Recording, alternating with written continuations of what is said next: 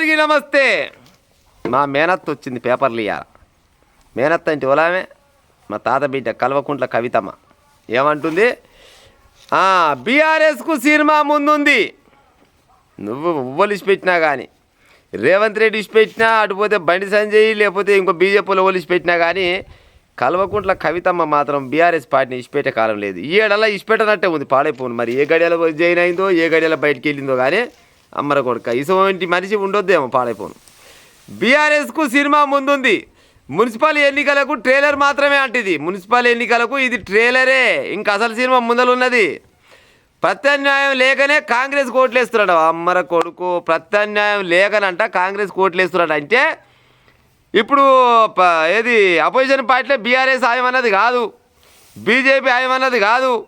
కాంగ్రెస్ పార్టీకి ప్రత్యామ్నాయం లేక, ఎక్కడ దిక్కు లేక కాంగ్రెస్ పార్టీ కోట్లేస్తున్నారట. ఈ మాసం ఉంటోళ్ళు కనుక వస్తే కాంగ్రెస్, బీఆర్ఎస్, బీజేపీ అంత పత్తలే కూడా విక్కపోతాయి. ఇక ఈమెకి వేస్తారేమో ఓట్లు. మరి అంతే కదా, ప్రత్యామ్నాయం లేక వేస్తున్నారంటే. ఉత్తర తెలంగాణలో బీఆర్ఎస్ బీజేపీ పొత్తుకు ఈ ఎన్నికలు తొలిమెట్టు. సిపిఐకి తోకపాటిగా బీఆర్ఎస్. కవితమ్మ చెప్తున్నాం ముచ్చట. ఇంకేం చెప్తుంది? బీఆర్ఎస్ దారుణ వైఫల్యం. ప్రత్యామ్నాయం లేకనే కాంగ్రెస్కు ఓట్లు. మున్సిపల్ ఎన్నికల్లో ట్రైలర్ మాత్రమే. బీఆర్ఎస్కు అసలు సినిమా ముందుంది. ఉత్తర తెలంగాణలో బీఆర్ఎస్ బీజేపీ సహకారం. వారి పొత్తుకు ఈ ఎన్నికలు తొలిమెట్టు. సిపిఐకి తోకపాటిగా బీఆర్ఎస్. కవితమ్మ చెప్తున్నారు. కాంగ్రెస్లోకి వడ్డపల్లి ఎబ్బి కౌన్సిలర్లు, సీఎం రేవంత్ను కలిసిన 8 మంది సభ్యులు. హస్తం పార్టీకి వడ్డపల్లి మున్సిపాలిటీ అంట. సినిమా మాత్రం గట్టిగా ఉందంట. సినిమా చూపించాలంటే బోల్ చూపించాలి. ఇప్పుడు సినిమా నిజంగా కూడా బీఆర్ఎస్ పార్టీకి సినిమా చూపించాలంటే రేవంత్ రెడ్డితో అయితే అయితలేదు. రాష్ట్ర ప్రభుత్వంతో, కేంద్ర ప్రభుత్వంతో అయితలేదు.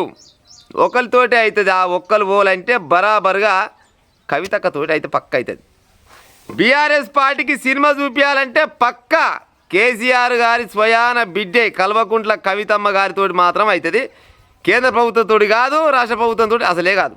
ఎందుకు చెప్తున్నా ఈ ముచ్చటంటే, ఇక ఎంట పోయి చూడాలన్నట, సోపత్ చేసి చూడాలన్నట. ఈమె ఆల్రెడీ ఎంట ఉన్నది బీఆర్ఎస్ పార్టీ వాళ్ళతోటి. సొంతంగా బీఆర్ఎస్ పార్టీ ఎప్పుడైతే పుట్టిందో, అంటే పుట్టిన కాడ నుంచి మళ్ళీ ఆపద నుంచి కాదు కానీ బీఆర్ఎస్ పార్టీ అధికారంలో వచ్చిన కాడి నుంచి అధికారం పోయిన దాకా, మొన్నటి దాకా కల్వకుంట్ల కవితమ్మ అనేట ఆమె బీఆర్ఎస్ పార్టీలో రూపాయి ఒక్క పైస బుడ్డ పైస ఏమంటారు పోసిపోకుండా అన్ని ముచ్చట్లు ఈమెకి ఎరికే. ఏమేమి తప్పులు చేసింది, ఏమేమి లంగా దొంగ బయటపై పనులు చేసింది, ఎక్కడ భూములు గుంజుకుంది, అన్నిటిపైన స్కీములైనా ఏదైనా ఉంది అంటే సమాచారం మొత్తం సిబిఐ వాళ్ళ దగ్గర ఉండదు, పోలీసు వాళ్ళ దగ్గర ఉండదు, అంతకంటే మించిపోయిన ఇంకో వేరే వాళ్ళ దగ్గర కూడా ఉండదు. కానీ కల్వకుంట్ల కవితమ్మ దగ్గర మాత్రం పక్క ఉంటుంది. ఒక్క కల్వకుంట్ల కవితమ్మ దలుచుకుంటే బీఆర్ఎస్ పార్టీకి బరాబరుగా సినిమా బాహుబలి 1, 2, పుష్ప 1, 2, 3 అందరికంటే ముందుగానే చూపిస్తుంది. ఎందుకంటే మొత్తం కర్త కర్మ క్రియ మొత్తం ఈమె చేతుల్లో ఉండే కదా. అప్పట్లో బావ ముచ్చట చెప్పాలంటే ఏగు నెంబరు, అన్న ముచ్చట చెప్పాలంటే ఏగు నెంబరు, అయ్య ముచ్చట చెప్పాలంటే ఏగు నెంబరు, సంతోష్రావు ముచ్చట చెప్పాలంటే ఏగు నెంబరు, ఫోన్ టాపింగ్ గురించి చెప్పాలంటే ఈమెనే ఏగు నెంబరు, RRR భూములు గుంజుకున్న ముచ్చట చెప్పాలంటే ఈమెనే ఏగు నెంబరు, కాళేశ్వరం ప్రాజెక్టు పైన జరిగిన అవినీతి గురించి చెప్పాలంటే ఈమెనే ఏగు నెంబరు. ఎందుకంటే అన్నిట్లల్లా ఈమె భాగస్వామిగా ఉన్నది కాబట్టికే అప్పట్లో వాళ్ళు దాచుకున్న పైసలల్లో ఈమెకు కూడా పొత్తుంది కాబట్టికే ప్రతి విషయం పైన కల్వకుంట్ల కవితమ్మకు తెలిసినంత ఎవరికి కూడా తెలియదు.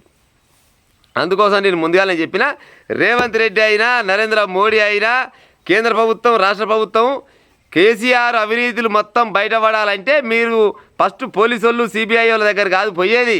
కల్వకుంట్ల కవితమ్మని చిన్నగా ఎట్టాన్ని చేసి సోపా చేసుకొని అక్క చెల్లా ఎట్టెట్ట జరిగింది, ఏమేమి జరిగింది, ఏడేడ పైసలు గుంజీరు, ఏం కథ, ఆ ఎలక్ట్రో బాండ్ల సంగతి ఏంది, ఆ కార్ల పంచాయి ఏంది, ఆ కాళేశ్వరం పంచాయి ఏంది, ఈ ఔటర్ రింగ్ రోడ్ పంచాయి ఏంది, ఇటువంటి పంచాయతీ మొత్తం చెప్పాలంటే నీ దగ్గరనే ఉంటాయి. చెల్లా జర మా అమ్మగానే జర రోజుకు ఒక క్లూ బయటికి రాదంటే రోజుకు ఒక్కటి కాదు 4 కూడా బయట పెడతట్టుంది.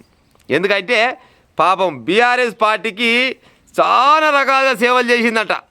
చాలా రకాలుగా సేవలు చేస్తే ఆమెని బయటికి వెళ్ళగొట్టారు. ఆ బయట కూడా ఎందుకు వెళ్ళగొట్టారు?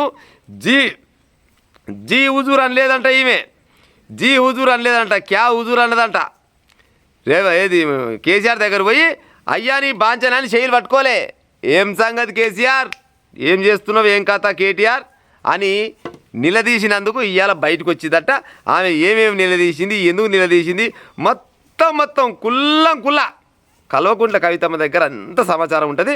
మమ్మ కానీ కేంద్ర రాష్ట్ర ప్రభుత్వాల మీరు ఏది పోలీసు వాళ్ళని ఆళ్ళని పక్కకు పెట్టి కల్వకుంట్ల కవితమ్మతోటి సోప చేసి కేసీఆర్ చేసిన అవినీతి అక్రమాల గురించి మొత్తం తెలవాలంటే ఈ కవితక్కకే తెలుసు ప్రజలారా. అవునా కాదా చెప్పురి.